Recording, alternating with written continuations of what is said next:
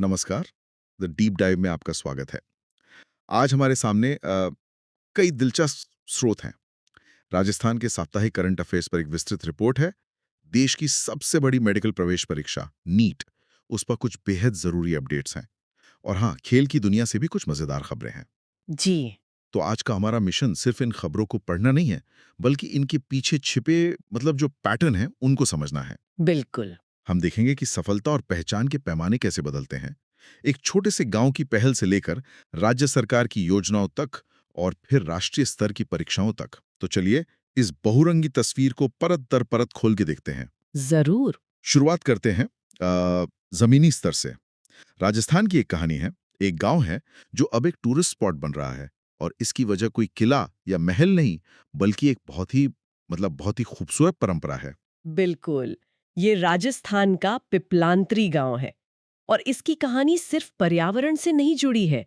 ये सामाजिक और आर्थिक बदलाव का एक बेहतरीन मॉडल है, आप कह सकती हैं। अच्छा। सोचिए, बेटी के जन्म को जिसे कई जगहों पर आज भी बोझ समझा जाता है, उसे यहाँ एक उत्सव बना दिया गया है। हम्म। जब भी गांव में कोई बेटी पैदा होती है तो पूरा समुदाय मिलकर 111 पौधे लगाता है। 111 पौधे? ये सुनने में तो बहुत अच्छा लगता है, पर क्या ये वाकई व्यवहारिक है?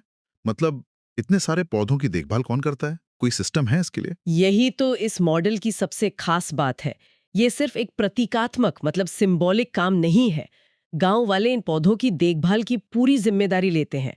और तो और परिवार से एक शपथ पत्र भी भरवाया जाता है शपथ पत्र किस लिए? कि वे बेटी की पूरी शिक्षा का ध्यान रखेंगे और 18 साल से पहले उसकी शादी नहीं करेंगे। अरे वाह! तो ये पर्यावरण संरक्षण, बेटी बचाओ बेटी पढ़ाओ और महिला सशक्तिकरण तीनों को एक साथ जोड़ देता है।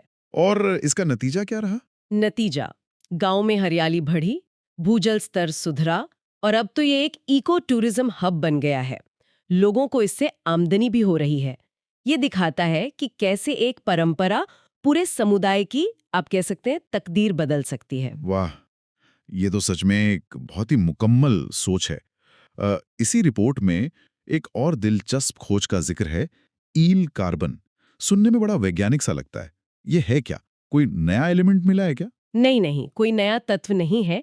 सरल भाषा में कहें तो ईल कार्बन का मतलब है वो कार्बन जो जलीय घास जैसे सी ग्रास या ईल ग्रास अपने अंदर सोख लेती है। हम आमतौर पर ब्लू कार्बन की बात करते हैं, जो समुद्रों और तटीय इलाकों में मिलता है। हाँ।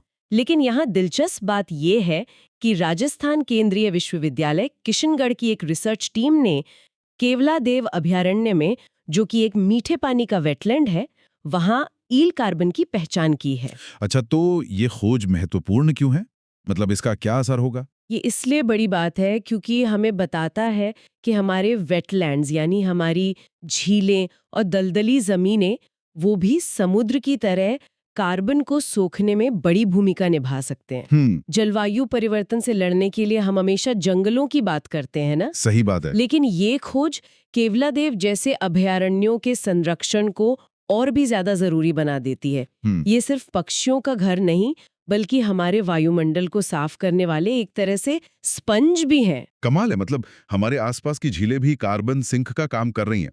अच्छा, इसी रिपोर्ट में जमीन के ऊपर नहीं बल्कि जमीन के नीचे से एक बहुत बड़ी खबर है। सीकर में यूरेनियम के भंडार मिले। एक मिनट, यूरेनियम सीकर में? मुझे हमेशा लगता था कि ये सिर्फ झारखंड या आंध्र प्रदेश जैसी जगहों पर मिलता है। ये तो राजस्थान के लिए बहुत बड़ी बात हो गई। बिल्कुल, ये बहुत बड़ी खबर है। सीकर के खंडेला में रोहिल क्षेत्र में यूरेनियम के ये विशाल भंडार खोजे गए हैं। और ये खोज परमाणु खनिज अन्वेषण व अनुसंधान निदेशालय यानी एएमडी ने की है। हाँ हाँ। एएमडी, जी। ये भारत सरकार की वो एजेंसी है जिसका काम ही देश के कोने-कोने में जाकर जमीन के नीचे छिपे ऐसे सामरिक महत्व के खनिजों का पता लगाना है।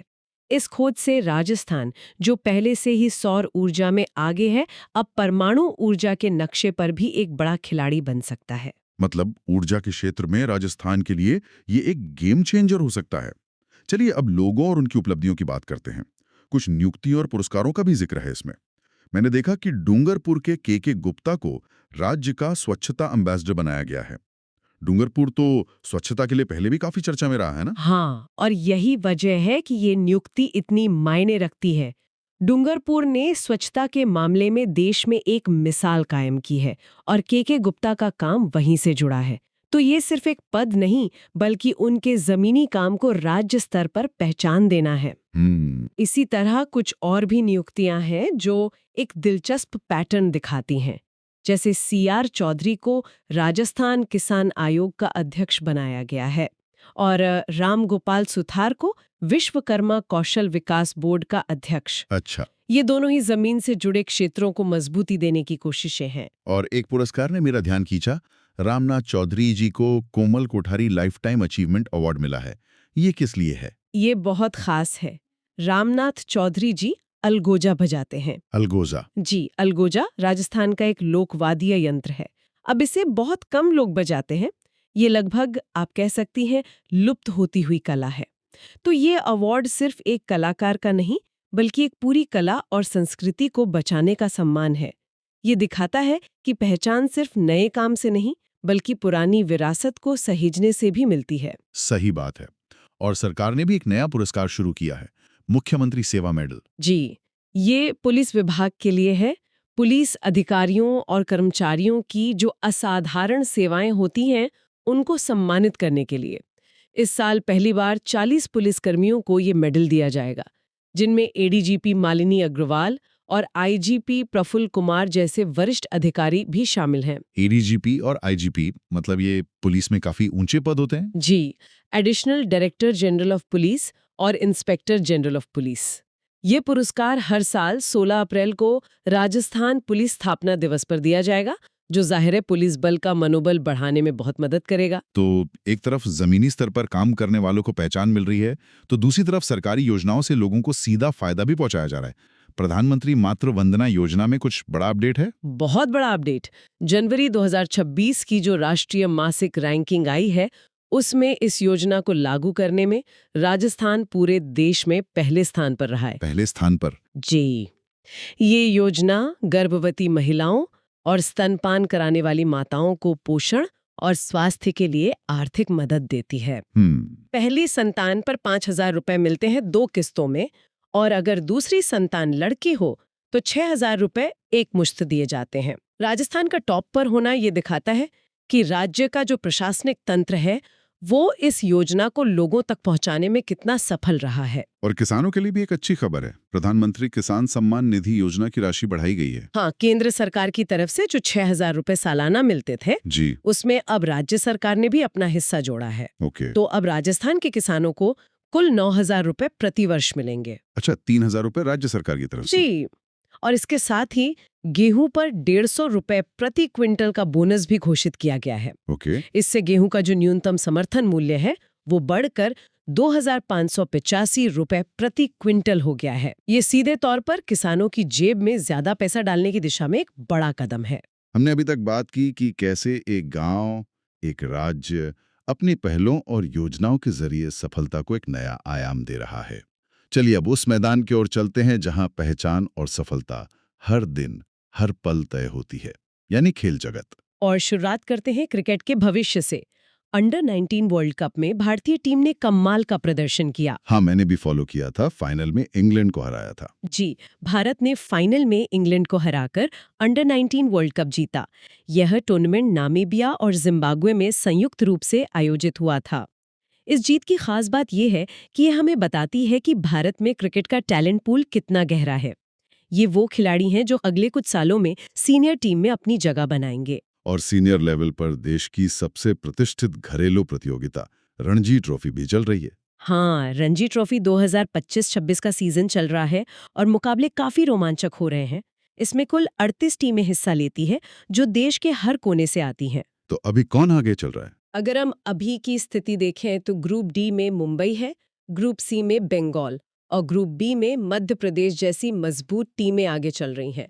लेकिन ग्रुप ए में आंध्र प्रदेश का टॉप पर होना काफी दिलचस्प है, क्योंकि वे अक्सर इस टूर्नामेंट के मतलब डार्क हॉर्स माने जाते हैं। इन मैचों में क्या कोई बड़े नाम भी खेल रहे हैं? कोई जाने माने खिलाड़ी? बिल्कुल, यही तो रणजी ट्रॉफी की खूबसूरती है। हमारे सूत्रों के मुताबिक इसमें कई जाने माने खिलाड़ी अपनी अपनी टीमों के लिए खेल रहे हैं। जैसे मुंबई की कप्तानी शार्दुल ठाकुर कर रहे हैं। अच्छा, और दिल्ली के लिए युवा बल्लेबाज आयुष बडोनी जो एलएसजी के लिए खेलते हैं वो भी मैदान पर है। ये दिखाता है कि राष्ट्रीय टीम से बाहर होने पर भी ये खिलाड़ी घरेलू क्रिकेट को कितनी गंभीरता से लेते हैं और ये युवा खिलाड़ियों के लिए उनके साथ खेलने और सीखने का एक सुनहरा मौका भी होता है। क्रिकेट के अलावा राजस्थान में भी एक राज्य स्तरीय ब्रिज टूर्नामेंट की खबर है। सच कहूं तो ज्यादातर लोग ब्रिज को शायद ताश का एक खेल ही समझते होंगे। और यही आम धारणा है, लेकिन ब्रिज एक बहुत ही दिमागी और रणनीतिक खेल है, शतरंज की तरह। जयपुर में 42वीं राज्य स्तरीय ब्रिज प्रतियोगिता हुई, जिसमें टीम ऑफ 4 डुप्लीकेट इवेंट का खिताब राजपूताना टीम ने जीता। ये टीम ऑफ 4 डुप्लीकेट क्या होता है? सरल शब्दों में, डुप्लीकेट ब्रिज में किस्मत का रोल लगभग खत्म हो जाता है। अच्छा। हाँ, इसमें सभी टीमों को एक जैसे पत्ते दिए जाते हैं और फिर देखा जाता है कि किस टीम ने उन पत्तों का सबसे अच्छा इस्तेमाल किया। तो ये पूरी तरह से कौशल, रणनीति और पार्टनर के साथ तालमेल का खेल है। राजपूताना टीम ने मरुधरा बीकाना को 64-59 के करीबी स्कोर से हराया, जो दिखाता है कि राज्य स्तर पर भी इस खेल को लेकर कितना जुनून और प्रतिस्पर्धा है। तो हमने खेल के मैदान की प्रतिस्पर्धा देखी। अब उस एकेडमिक रणभूमि की बात करते हैं, जहां लाखों युवाओं का भविष्य दांव पर लगा होता है। हम बात कर रहे हैं नीट यूजी 2026 परीक्षा की। जी, और लाखों छात्रों और उनके परिवारों का इंतजार खत्म हो गया है। नेशनल टेस्टिंग एजेंसी यानी एनटीए ने घोषणा कर दी है कि नीट यूजी 2026 की परीक्षा 3 मई 2026 को होगी। 3 मई 2026। जी, और ये पारंपरिक पेन और पेपर मोड में ही होगी। तारीख की घोषणा का मतलब है कि अब छात्रों के सामने एक स्पष्ट लक्ष्य है और वो अपनी तैयारी को सही दिशा दे सकते हैं। ये एक तरह से मैराथन के लिए स्टार्टिंग गन बजने जैसा है। और एनटीए ने सिर्फ तारीख ही नहीं बताई, बल्कि रजिस्ट्रेशन से पहले कुछ बहुत जरूरी सलाह भी जारी की है। अक्सर छात्र तैयारी में इतने डूबे होते हैं कि इन चीजों पर ध्यान ही नहीं देते। ये बेहद जरूरी है और शायद तैयारी जितना ही महत्वपूर्ण है। एनटीए ने छात्रों को साफ-साफ कहा है कि वे अपने दस्तावेज पहले से तैयार रखें। इसमें 3 चीजों पर खास जोर है। पहला, आधार कार्ड। इसमें आपका नाम, जन्मतिथि और लिंग स्कूल के रिकॉर्ड से हर्फ बहर्फ, मतलब बिल्कुल वैसा ही मिलना चाहिए। एक छोटी सी स्पेलिंग की गलती भी बाद में बड़ी मुसीबत बन सकती है। और बाकी 2 चीजें कर रहा है तो उसके पास एक वैध और अपडेटेड यूनिक डिसेबिलिटी आईडी यानी यूडीआईडी कार्ड होना चाहिए। UDID card. जी, ये एक सेंट्रलाइज्ड कार्ड है जो पूरे देश में मान्य होता है। और तीसरा है श्रेणी प्रमाण पत्र यानी कैटेगरी सर्टिफिकेट। जो छात्र ईडब्ल्यूएस या ओबीसी एनसीएल जैसी श्रेणियों में आते हैं, उन्हें यह सुनिश्चित करना होगा कि उनका प्रमाण पत्र सरकारी नियमों के अनुसार बना हो और वैध हो। इन छोटी छोटी बातों पर ध्यान न देने के क्या नतीजे हो सकते हैं? नतीजे बहुत गंभीर हो सकते हैं। अगर हम इसे बड़ी तस्वीर से जोड़ें तो फॉर्म की सटीकता उतनी ही महत्वपूर्ण है जितनी परीक्षा की तैयारी। कुछ आम गलतियां हैं जिनसे हर हाल में बचना चाहिए, जैसे गलत व्यक्तिगत जानकारी भरना। दूसरा, गलत साइज या फॉर्मेट में दस्तावेज अपलोड करना, जिससे आपका आवेदन तकनीकी रूप से खारिज हो सकता है। और एक बहुत बड़ी गलती है आखिरी तारीख का इंतजार करना। हाँ, ये तो हम सब करते हैं। बिल्कुल, लेकिन आखिरी दिनों में लाखों छात्र एक साथ लॉगिन करते हैं, जिससे सर्वर पर लोड बढ़ जाता है और फॉर्म भरने में दिक्कत आ सकती है। और सबसे ज़रूरी बात, फॉर्म भरने के बाद जो कंफर्मेशन पेज आता है, उसे सेव करना कभी न भूलें। अच्छा। काउंसलिंग और एडमिशन के समय ये सबसे ज़रूरी दस्तावेज होता है। एक तरह से परीक्षा की तैयारी सालों की मेहनत है, लेकिन एप्लीकेशन फॉर्म उस मेहनत का दरवाज़ा है। अगर दरवाज़ा ही ठीक से नहीं खुला, तो सारी मेहनत बेकार हो सकती है। तो आज की हमारी चर्चा में हमने सफलता और पहचान के अलग-अलग पैमानों को देखा। हमने पिपलांत्री गांव की प्रेरक सामुदायिक पहल से शुरुआत की, फिर यूरेनियम की खोज और सरकारी योजनाओं जैसे राज्य स्तरीय विकास को समझा, और आखिर में खेल और नीट जैसी राष्ट्रीय स्तर की प्रतिस्पर्धाओं पर नजर डाली। बिल्कुल, हमने देखा कि कैसे एक गांव की अनोखी परंपरा पूरे समुदाय की तकदीर बदल सकती है। कैसे एक वैज्ञानिक खोज हमारे पर्यावरण को देखने का नजरिया बदल सकती है। और कैसे नीट जैसी परीक्षा में एक छोटी सी दस्तावेजी गलती लाखों सपनों पर भारी पड़ सकती है। हर स्तर पर सफलता के मायने और चुनौतियां अलग-अलग हैं। बिल्कुल।